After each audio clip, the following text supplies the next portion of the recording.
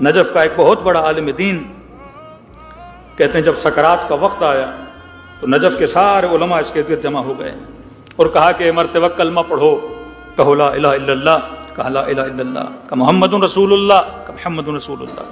جب اسے کہا کہ کہو علی ولی اللہ تو کہا یہ اپنا چہرہ پھیر دیتا تھا، پھر کہا جناب کہیں علی ولی اللہ، پھر یہ چہرہ پھیر دیتا تھا۔ سکرات کا مطلب ہے سکر، مسکر حرام ہے اسلام میں۔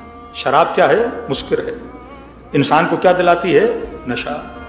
اور وقت مرد کا نام رکھا سکرات، جب موت قریب آتی ہے تو انسان غنودگی کے عالم میں چلا جاتا ہے اور اسے پتہ نہیں ہوتا، اور اس لمحے میں جو بات کر رہا ہوتا ہے وہ بھی اسے نہیں پتا ہوتا کہ باتیں کیا کر رہا ہوں۔ ایک ایسی غنودگی کا عالم جس میں انسان، بعض لوگ الٹی سیدھی باتیں بھی کرتے ہیں لمحوں میں، لیکن جو اعلیٰ درجے کا مومن ہوتا ہے وہ وقت سکرات میں اس کے اوپر سکر نہیں آتا۔ اسے کہا کہ کہو علی ولی اللہ، وقت سکرات تھا، وہ یا سکر میں تھا تو چہرہ پھیر دیتا تھا، پھر کہا کہ علی ولی اللہ، پھر چہرہ پھیر دیتا تھا۔ اتفاق سے اس کو موت نہیں آئی، اس سکرات سے باہر نکل آیا۔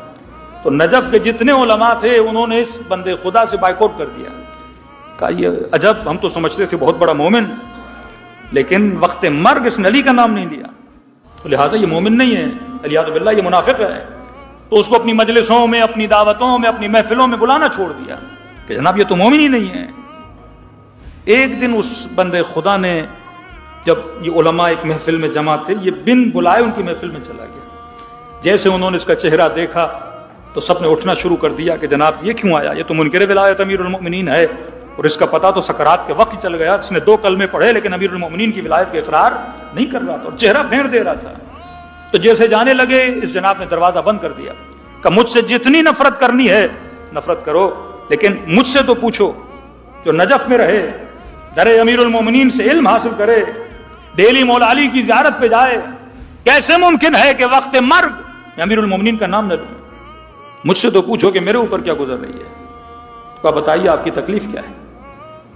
کہ میں نے پڑھا تھا لیکن وقت مرگ مجھے نظر آیا کہ شیطان کا آخری وسوسہ جو ہوتا ہے، مطلب پوری زندگی وہ ہارتا رہا اس مومن سے، آخری وقت جو کوشش کرتا ہے وہ وقت سکرات ہے۔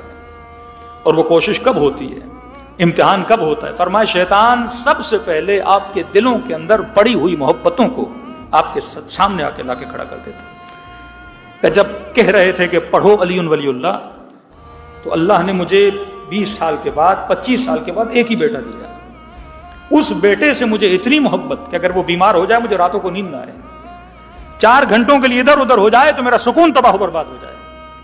اب جس بیٹے سے اتنی محبت اور پوری زندگی میں نے اس کے لیے لگائی، اب جب تم کہتے تھے کہ کہو علی ولی اللہ، تو عالم مثال میں شیطان میرے سامنے میرے بیٹے کو لاتا تھا اور وہ کہتا تھا اگر علی کا نام لوگے تو اس کا سر کیا کروں گا؟ قلم کر دوں گا۔ تو کہتا تھا میں چہرہ پھیر دیتا تھا کہ میرے بیٹے کا سر قلم نہ کرے۔ پھر جب تم کہتے تھے کہ علی ولی اللہ، پھر یہ میرے بیٹے کو لے کر آتا تھا اور کہتا تھا اس کا سر کیا کر دوں گا؟ کاٹ دوں گا اگر تم نے کہا علی ولی اللہ۔ تبھی جب آپ قرآن پڑھتے ہیں تو خدا جناب ابراہیم کا قصہ سناتا ہے کہ ابراہیم تب بنتا ہے جب اپنی محبتوں کے گلوں کو کاٹتا ہے۔ کربلا محبتوں کے کٹنے کا نام ہے۔ کربلا میں جب علی اکبر شہید ہو رہے ہیں مولا حسین کی باہوں میں، بیٹا کس کو پیارا نہیں، لیکن محبت خدا میں اکبر کو قربان کر رہے ہیں۔ ایک خاتون کے لیے سب سے عزیز ترین چیز، ایک نجیب عورت کے لیے اس کی چادر ہوتی ہے، اور سیدہ زینب کیا قربان کر رہی ہیں کربلا میں؟ اپنی چادر۔ ایک ماں کے لیے سب سے باارزش ترین چیز اس کی اولاد ہوتی ہے، اور وہ بھی اگر 6 مہینے کا بچہ ہو، اور وہ ماں رات کو یہ دعا کرے کہ اکبر کی ماں اکبر کو قربان کرے گی، میرے لال تو بڑا ہوتا، تیرے ہاتھوں میں تلوار دیتی، تو بھی جا کے اپنے آقا پہ اپنی جان کو قربان کرتا۔ پھر مولا حسین خیمے میں آتے فرمایا کہ رباب کل میں تیرے اصغر کو تیرے اکبر سے، اپنے اکبر سے بڑھا دوں گا۔ تو کربلا کیا ہے؟ کربلا محبت کی قربانی کا نام ہے۔ کہا کہ میرے بیٹے کو میرے سامنے لایا جاتا تھا، اس کے گلا کاٹ دیں گے۔ دنیا یہ 60-70 سال کی زندگی اسی چیز کا امتحان ہے کہ ہم کن محبتوں کو کس کے لیے قربان کرتے ہیں۔ کبھی بھی ایسا نہ ہو کہ اللہ کی محبت کیا ہو جائے؟ قربان ہو جائے۔ محبت پروردگار عالم۔ تو فرمایا وقت سکر